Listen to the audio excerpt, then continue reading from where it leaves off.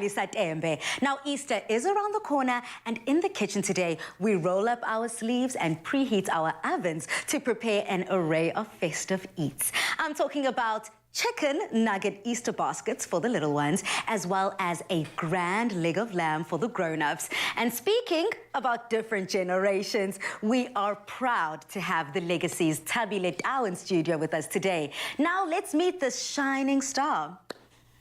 He was born and raised in the mother city, and he is making his mark in the television and film industry. He was a fan favorite in one of SA's biggest soapies nationwide, SABC1's Generations The Legacy. Now let's welcome and meet this incredible individual, Mr. Tabile Tau Mzansi. He's going to be joining us today to chat a little bit more about his acting journey and to tell us what's next. Welcome.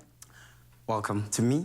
Now listen, that is who you are. Like, he is the master of cool, calm and collected. I have to be. It's actually good to be on this Afternoon Express. Yeah, it's so lovely to have you. Now, Tabile, a lot of South Africans have truly shown genuine interest in you, you as a personality, but also you in the acting realm. Now, before we dive into your role as Ubonga on Generations The Legacy, I just want to find out about baby Tabile. Can you tell me a little bit about how you were raised and what got you there? I was a problem child. That's one thing I could say. I was a problem child. You see this mark? Yeah. It's because of the child that I was. I remember I used to run around the house a lot. I used to drum on my mom's pots. We had a tree literally at the house that they had to cut down because I used to climb up, jump back, jump down, land face first, climb back up, do that literally for hours. I'm not lying. So they had to cut it down.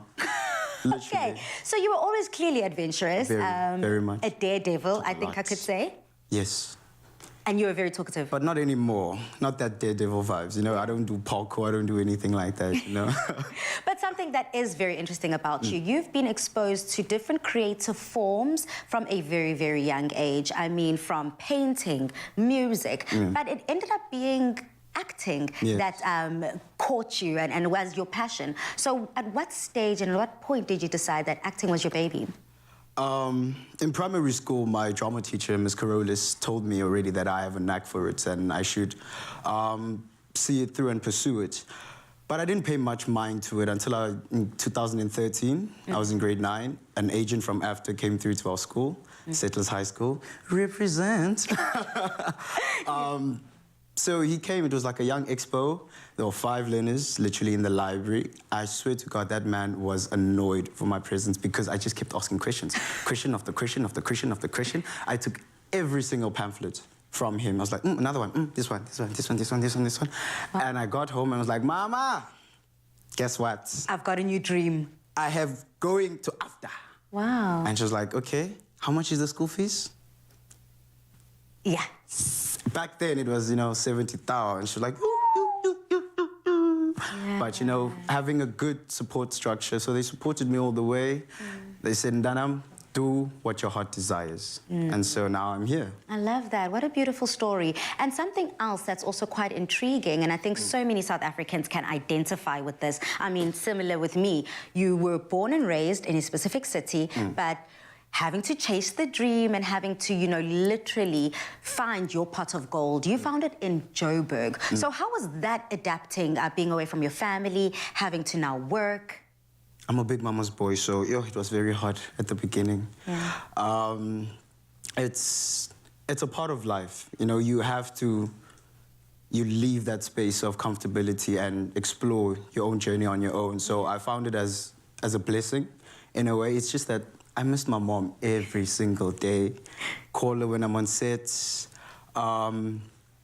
It's part of growing, essentially, and I love Cape Town way too much. Johannesburg is way too fast, so I tend to do these Cape Town breaks. I overstay my welcome in Cape Town, but I mean, it is home. It is home. Just the transition of Johannesburg, it's very fast, it's very different. The people there are just on the ball all the time, while in Cape Town, people just relax. Yeah, we all back. calm. Yeah. You have to adapt, you have to chase, just like the people chase that side. Absolutely. Now, let's speak about that chase. I mean, you found yourself as Ubonga Mpofu on Generations The Legacy. How has that role been, and how also has it been being able to work with literal industry legends? It's an overwhelming experience at the beginning. You know, it's one day you're just sitting on your bed and like, yo, one day's one day. Yeah. I want to act with this person. And then you realize that day is actually tomorrow. And the first day I got there, I was like, yo, Ziyakhala, no. Ziyakhala, no. I'm like, Vuyo Tabula's here, this. It's just that I'm acting with the people I've always wanted to act with. Do you still get starstruck? All the time. All the time. All the sets that I go, I still get starstruck. Wow. Every time, because it's a beautiful experience. I think it hit harder on the day it was supposed to TX, on the 11th of December 2020, because you don't know how people are going to receive you. Yeah. Are they going to enjoy you? Are they not? And closer to, as I entered at the end of the episode, as soon as I entered, my phone was buzzing. My heart literally sank to my anus. Mom's calling, screaming in the house. Everyone is just trying to get my attention. And I'm just having that moment of, guys, again, because this is a dream that has come true. That's my face on the television.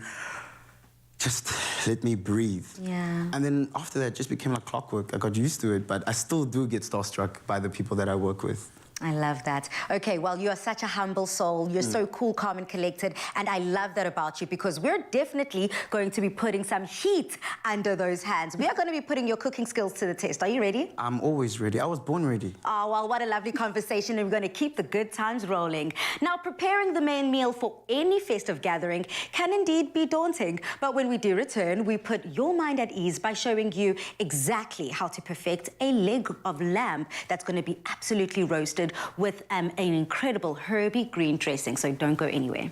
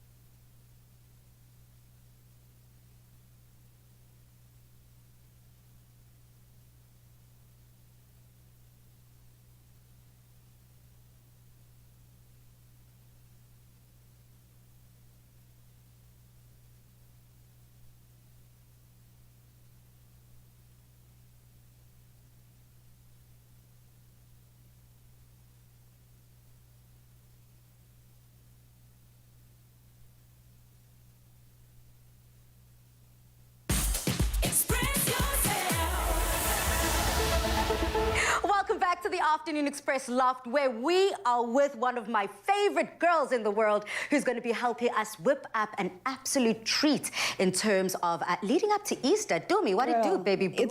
Thank you, my darling. It's been a while. I haven't seen you in a bit, but I am excited for today because not only do we get to cook, but we get to test your cooking skills in the kitchen, my guy. I don't know if you're ready. You said you were born ready. I was born ready. I heard this. We're supposed to prove these rumors true today. So, Sabona Kon. Well, let's get Mzansi in on the conversation. On social media, we would like you to please fill in the blank. This is the question. Now, think about it, Tabile. I'm going to ask you at the end of the show, ne? It's not Easter until I've had a blank. Make sure you include the hashtag Afternoon Express in all of your comments.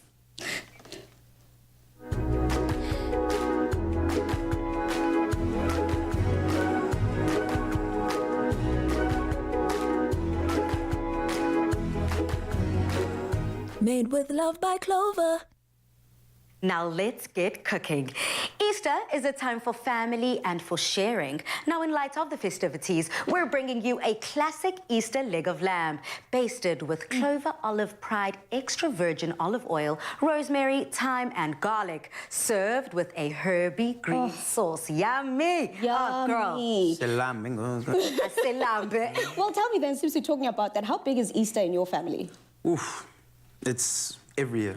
Okay. I go to church, but unfortunately due to COVID-19, you know... So you guys are big on celebrating it? All the time, hot cross buns. Like, there are hot cross buns waiting for me right now at home. So, you know, and the weather is allowing for the coffee and them hot cross buns. Of course. Okay, before we get to the hot cross buns, let's at least get this ready because you can at least make the main now. We're going to skill you up so you can make the main on Easter. So you're going to start off by making us a great, tasty, herby sauce that's going to go with our leg of lamb here. So you've got some ingredients in front of you, some herbs, some green herbs, you've got some lemon juice, and you've also got some red wine vinegar. But to bind all of that together, the sauce that we're making, we're going to be, because we need it to be nice and thick as well, you know, to bind and basically be able to dip into. I'm going to add some of our Clover Olive Pride into this jar, because what you're going to do is, in essence, shake everything together for the sauce that we're making. So let me just start by adding quite a bit of this. And I think the great part is, even though this oil is great for the sauce, and just as it is also great for like hot application. By hot application, I mean things like grilling, I mean your stewing and stuff like that. So if you're going to make something on the open fire and need to baste it, this is definitely an oil to use for that. Lovely, okay. And how else, what else does he have in front of him? Yeah, when I get magic, you just go crazy now. You can put everything into that jar, the red wine vinegar, the lemon juice, and then just grate up some of that garlic into that jar as well, and then shake it up. So mix masala? Mix masala, Most definitely. Can I get... Go ahead, do your thing. Do your thing, and while you do that, I'm going to get started as well, because, I mean, we're talking about a leg of lamb, and leg of lamb also has to have all that flavor. And it's got such a nice earthy... No, go ahead, don't worry about me, don't stop on my account. I'm going to get started with the marinade and what's going to go over our leg of lamb.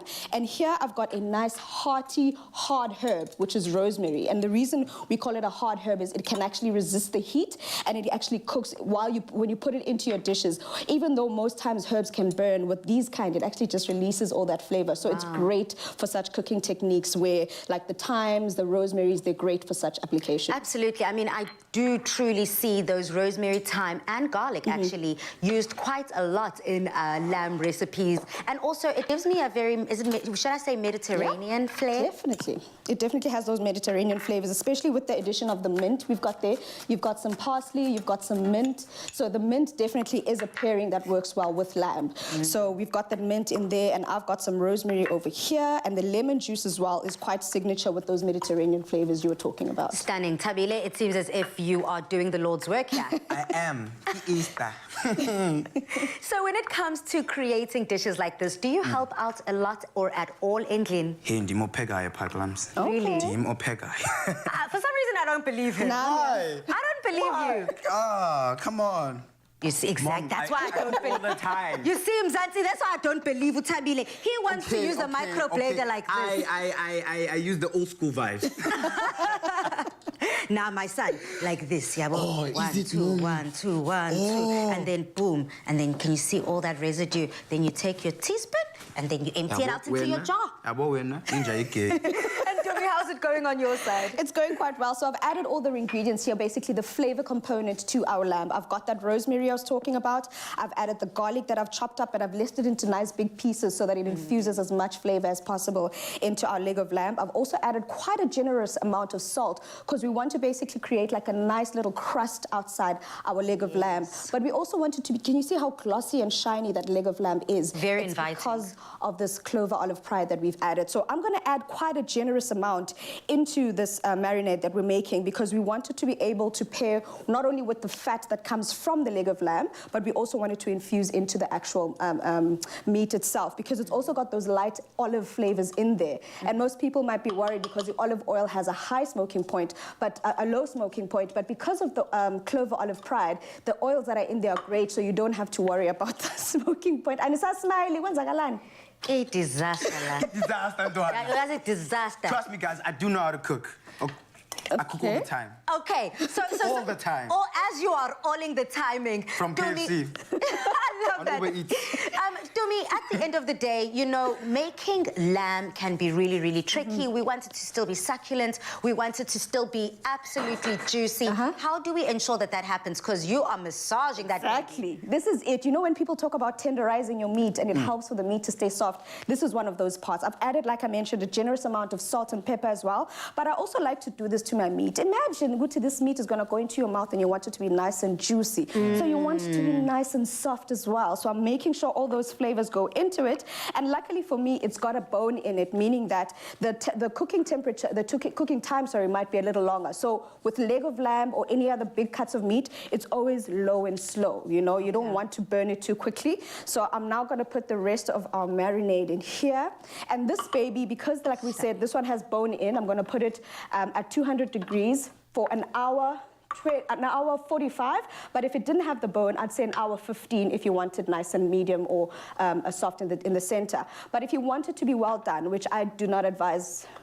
Do not get it. We want to keep the integrity of that lamb. Pink in the center, yes. So rather undercook it than overcook it. So this baby goes into the oven to cook for an hour, at least 15 minutes, and then we're going to let it come out of the oven, sit for another 10 minutes.